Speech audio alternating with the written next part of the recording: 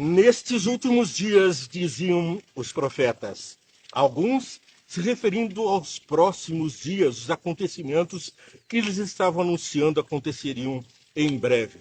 Outros, como Daniel, estavam dizendo dos acontecimentos dos últimos dias da história desse mundo. Ali nós temos então uma revelação sobre a escatologia, o estudo dos últimos momentos da história desse mundo, antes da intervenção divina para acabar com o mal. Vemos na Bíblia agora alguns versos que vão nos dizer a diferença entre, nestes últimos dias, o que vai acontecer brevemente. E muitas vezes se repete no tempo agora. O que foi escrito 1600 anos antes de Cristo serve perfeitamente para enquadrar o que estamos vivendo hoje. Mas noutras vezes o profeta estava falando assim: sela esse livro, disse o anjo ao profeta. Não é para você, não é para o seu tempo, é para o tempo do fim. Foi o que aconteceu com Daniel, uma grande revelação, uma pessoa maravilhosa que recebeu de Deus luz sobre a história do mundo. Ele conseguiu interpretar os sonhos de Nabucodonosor, um rei pagão, mas que, vendo a revelação de Jesus Cristo para os santos dos últimos dias, através da interpretação de Daniel, ele também passa a adorar o Deus Altíssimo. Somente este Deus é um Deus verdadeiro, que sabe o fim desde o princípio, disse Nabucodonosor. E agora o decreto vem para adorar o Deus que fez os céus, a terra, o mar e tudo que neles há. Veja o que está escrito em Deuteronômio 4, 30 a 31. Capítulo 4, 30 a 31, se referindo aos tempos que estavam por acontecer logo após Moisés. 4, 30 a 31. Quando vocês estiverem sofrendo todas essas coisas, tiverem acontecido com vocês, então em dias futuros vocês voltarão para o Senhor, o seu Deus, e lhe obedecerão. Pois o Senhor, o seu Deus, é Deus misericordioso. Ele não os abandonará, nem os destruirá, nem se esquecerá da aliança que com juramento fez com os seus antepassados. É para os próximos dias, um tempo que se aproxima, se avizinha logo após Moisés, logo após essa mensagem. Há também o que foi feito com Jeremias, expresso no livro de Jeremias, capítulo 23, verso 20, uma mensagem para aqueles dias ainda. A ira do Senhor não se afastará até que ele tenha completado os seus propósitos. Em dias vindouros, vocês compreenderão claramente. Não enviei esses profetas, mas eles foram correndo levar sua mensagem. Não falei com eles, mas eles profetizaram. Aqui nós vemos então a providência divina para o tempo logo seguinte à profecia entregue ao profeta. Daniel já foi diferente. Capítulo 8, verso 17. Quando ele se aproximou de mim, fiquei aterrorizado e caí prostrado. Ele me disse: filho do homem, saiba que a visão refere-se aos tempos do fim. Não é para você, Daniel. Você está vendo aqui, não é para você, não é para o seu filho, não é para o seu neto, é para o tempo do fim. Não é para os últimos dias da vida do profeta. É para você, é para mim. Nós que estamos nos últimos dias, recebemos a revelação de Jesus dada a Daniel, assim como no capítulo 12, verso 4 também de Daniel.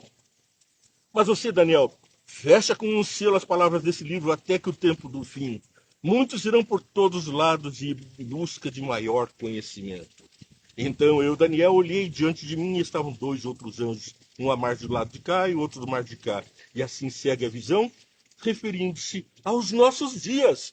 A revelação de Jesus Cristo foi feita para mim e para você, não para Daniel, tantos anos antes de Cristo, passando pelo reino da Babilônia, da Medo-Pérsia. Não! É para você, é atual, é urgente, é aqui e é agora a mensagem do nosso Deus. A diferença com Números, capítulo 24, de 14 a 19, ali estava uma promessa de destruição do mal. Números 24, 14 a 19. Agora estou voltando para o meu povo, mas venha, deixe-me adverti-lo do que este povo fará ao seu povo nos dias futuros. Portanto, era esse povo que faria logo em seguida. Talvez, quizá, uma dupla aplicação para os nossos dias também. Então pronunciou esse seu oráculo. Palavra de Balaão, filho de Beor. Palavra daquele cujos olhos veem claramente, daquele que ouve as palavras de Deus, que possui conhecimento do Altíssimo.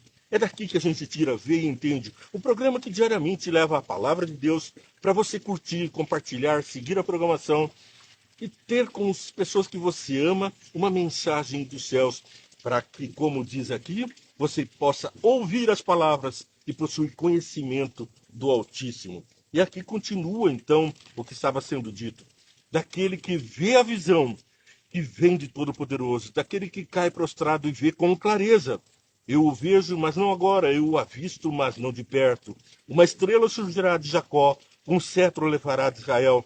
Ele esmagará as frontes de Moabe e o crânio de todos os descendentes de Sete. Não se assuste. Aqui está falando de Jesus, que vai exterminar com o pecado. É uma profecia, portanto, sobre um tempo próximo que aconteceria ao tempo desse profeta. Balaão, um profeta muito teimoso, acabou profetizando a vitória do nosso Senhor Jesus.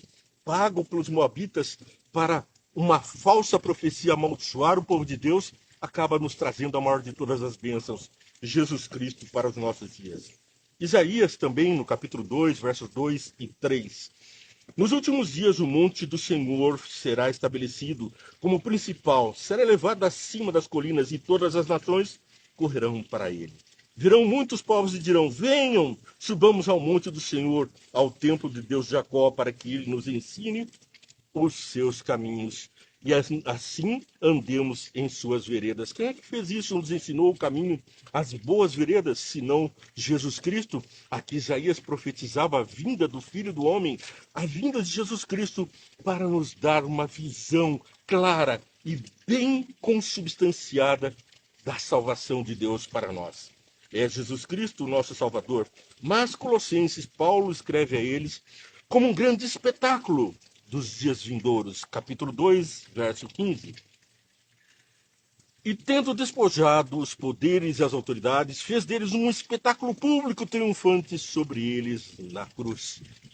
Jesus, um espetáculo público triunfante na cruz, triunfa sobre mal, cumpre a promessa feita em Gênesis capítulo 3, verso 16, a Adão, e esmaga a cabeça da serpente. O mal está perdido desde a cruz. Não há mais uma esperança para os maus. Há sim uma visão da vitória de Jesus Cristo para os santos dos últimos dias. Uma atração total prevista em João capítulo 12, verso 32. Ninguém escapa dessa atração de Jesus Cristo. Está aqui escrito, mas eu, quando for levantado na terra, atrairei todos a mim. 2000 anos se passaram desde que Jesus foi levantado no madeiro, naquela cruz. E desde então não há sossego na terra. Em todas as partes, os homens olham para a cruz e se maravilham de um Deus misericordioso que se entrega para dar a própria vida por amor a um homem como eu, um homem como você. Não merecemos, mas temos a graça do Deus Altíssimo. 1 Tessalonicenses, capítulo 4, verso 15 e 16, aqui é uma ressalva, um sobrelevo. 1 Tessalonicenses 4, 15 a 16. Dizemos a vocês, pela palavra do Senhor, que nós, os que estivermos vivos, os que ficarmos até a vinda do Senhor, certamente não precederemos aos que dormem. Pois, dada a ordem com voz de arcanjo, ressoar de trombeta de Deus, o próprio Senhor descerá dos céus e os mortos em Cristo ressuscitarão primeiro. Depois, nós, os que estivermos vivos, seremos arrebatados com ele nas nuvens para o encontro com o Senhor nos ares. E assim estaremos com o Senhor para sempre. A esperança de Paulo é a mesma minha. Ele, que viveu nos tempos de Jesus, logo mais ali pelo ano 60, ano 30, pregava o evangelho com entusiasmo e dizia da breve volta de Jesus, a qual ele testemunhou, pois ele viu o Filho de Deus e caiu por sobre a terra. Mas nós somos levantados da terra com a mesma promessa. Jesus em breve voltará. O seu reino está para ser estabelecido. E é Paulo quem também diz em 1 Coríntios 15, verso 20. Mas de fato, Cristo ressuscitou dentre os mortos, sendo ele as primícias dentre aqueles que dormiram. É a nossa esperança, o grande vencedor da morte. Jesus Cristo venceu o mal, venceu a morte, venceu o pecado. Nele somos também vencedores. E é Mateus, no capítulo 27, 53, 51 a 53, que fala da vitória que Cristo teve, já garantindo a ressurreição. Mateus 27, 51 a 53, aqui leio. Naquele momento, o véu do santuário rasgou-se em duas partes, do alto a baixo. A terra tremeu e as rochas se partiram. Os sepulcros se abriram e os corpos de muitos santos que tinham morrido foram ressuscitados. Saindo dos sepulcros, depois da ressurreição de Jesus, entraram na cidade santa e apareceram a muitos. Quando o centurião e os que com ele vigiavam Jesus viram o terremoto e tudo que havia acontecido, ficaram aterrorizados e exclamaram: verdadeiramente, este era o Filho de Deus. Hoje ainda damos testemunho, verdadeiramente o Filho de Deus ressuscitou. Com ele muitos santos ressuscitaram e foram com ele aos céus. Testemunharam diante das pessoas, viram as primícias e subiram com as primícias, dizendo para você e para mim: suba também, a seu lugar está garantido. E é em 2 Coríntios, capítulo 5, verso 17, que ele reforça: portanto, se alguém está em Cristo, é nova criação. As coisas antigas já passaram e eis que surgiram novas coisas. Você está em Cristo, meu amigo. Você está convidado a ser nova criatura, a ter a vitória completa, a esmagar a cabeça da serpente, você mesmo, e ter a vitória garantida. Uma nova criatura. É isso que Jesus fez. Uma nova criatura em mim e em você. Gálatas 6, verso 15. Isso é o que nos diz: de nada vale ser circuncidado ou não. O que importa é ser uma nova criação. Não importa qualquer outra crença se não for transformadora. Se não vier de Cristo, uma nova luz, uma nova esperança, uma nova criatura em mim e em você. Mateus capítulo 12, 28 a 30, chegando já ao final do nosso programa, com muitos versos da Bíblia hoje. Mas se pelo Espírito de Deus que eu expulso demônios, então chegou a vocês o reino de Deus. Ou como alguém pode entrar em casa de um homem forte e levar dali seus bens, se antes amarrá-lo, só então poderá roubar a casa dele.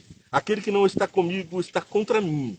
Aquele que comigo não ajunta, espalha. Você está juntando ou espalhando para o reino de Deus? Você é uma alma transformada? Crê no poder transformador de Jesus Cristo, ou apenas o tem como um crucifixo, uma imagem para pendurar na parede, alguém para ser lembrado como um ser bonzinho? Não, ele garante em você a transformação.